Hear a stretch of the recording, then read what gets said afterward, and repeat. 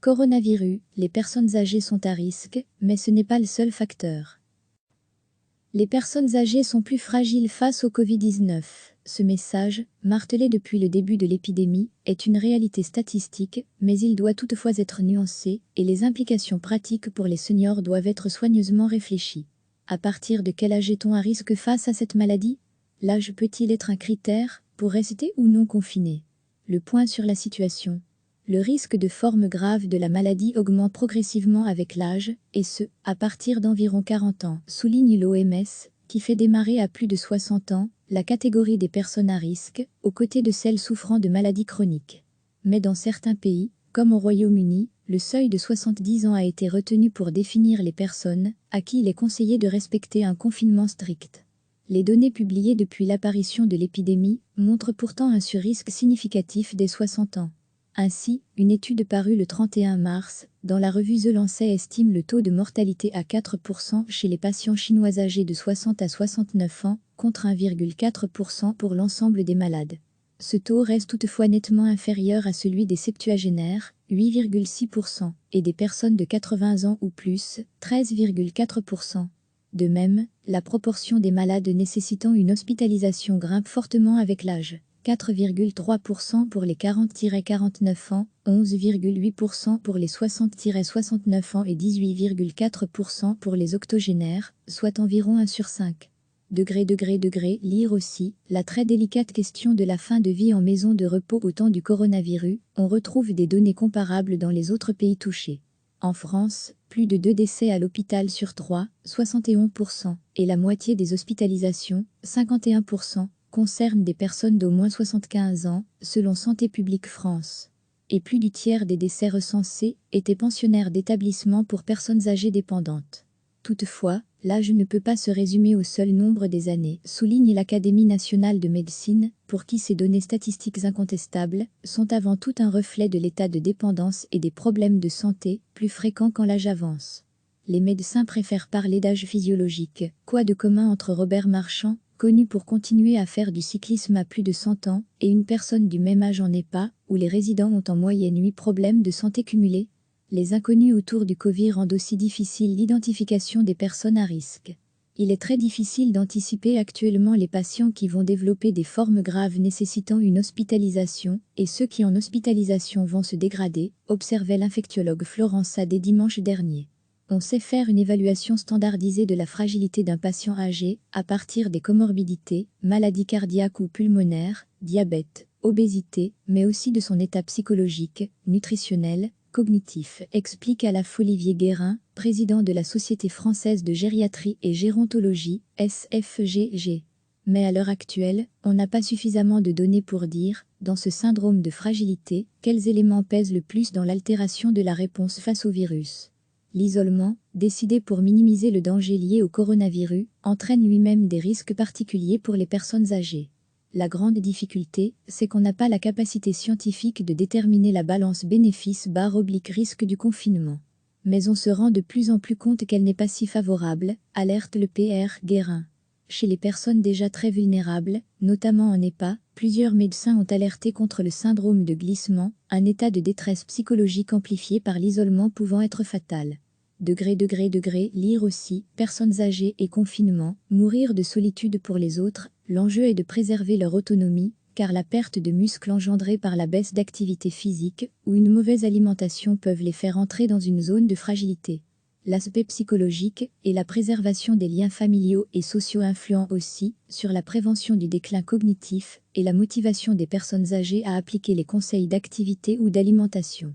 La prévention du Covid doit s'inscrire au sein de la prévention du vieillissement dans son ensemble, plaide Mathieu Piccoli, président de l'Association des jeunes gériatres, AJG. Par ailleurs, le moindre recours aux soins, entre peur de contracter le virus chez le médecin et téléconsultation pas toujours adaptées pour cette population, entraîne l'arrivée aux urgences de gens âgés, avec des maladies chroniques plus sévèrement décompensées que d'habitude, comme des insuffisances cardiaques, souligne le PR Guérin. C'est un argument majeur pour dire qu'il faut déconfiner aussi cette population-là en partie. Sinon, ils vont mourir quand même, mais d'autres choses, s'alarme le gériatre au CHU de Nice. Recevez chaque matin l'essentiel de l'actualité.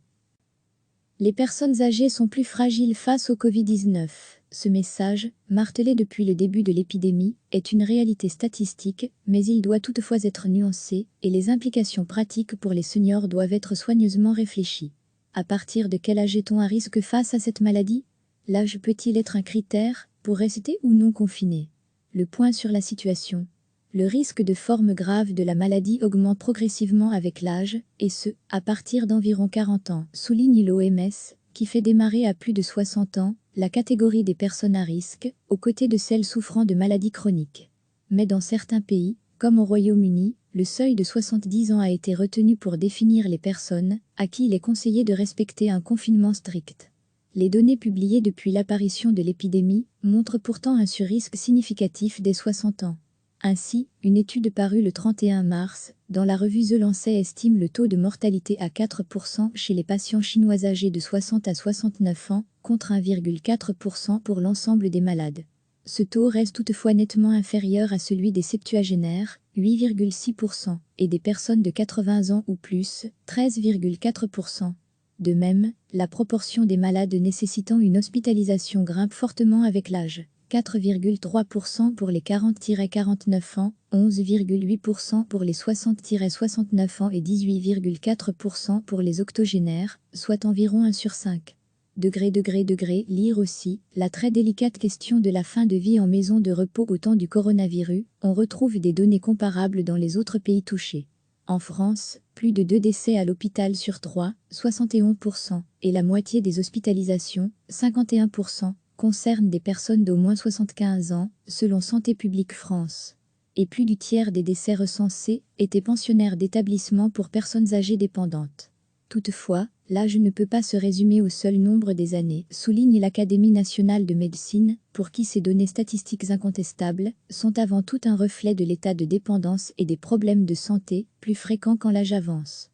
Les médecins préfèrent parler d'âge physiologique. Quoi de commun entre Robert Marchand, connu pour continuer à faire du cyclisme à plus de 100 ans, et une personne du même âge en EHPAD, où les résidents ont en moyenne 8 problèmes de santé cumulés? Les inconnus autour du Covid rendent aussi difficile l'identification des personnes à risque. Il est très difficile d'anticiper actuellement les patients qui vont développer des formes graves nécessitant une hospitalisation, et ceux qui en hospitalisation vont se dégrader, observait l'infectiologue Florence Sadé dimanche dernier.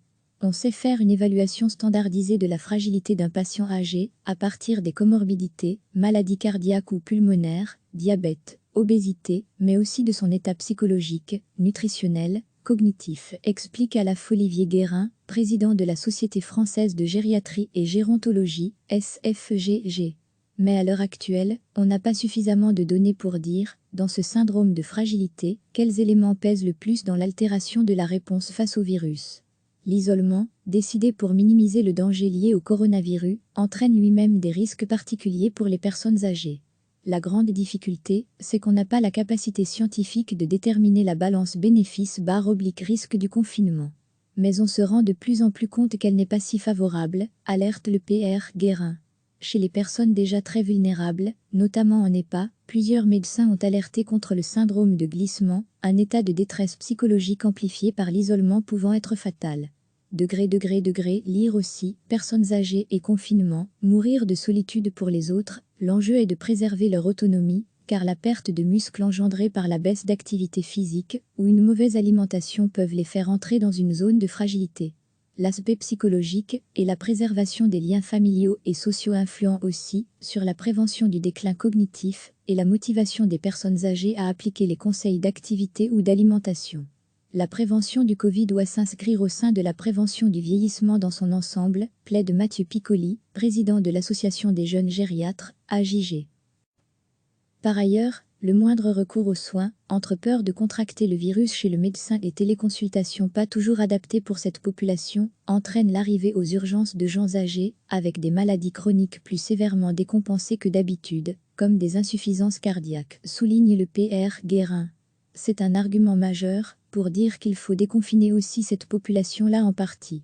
Sinon, ils vont mourir quand même, mais d'autres choses, s'alarme le gériatre au CHU de Nice.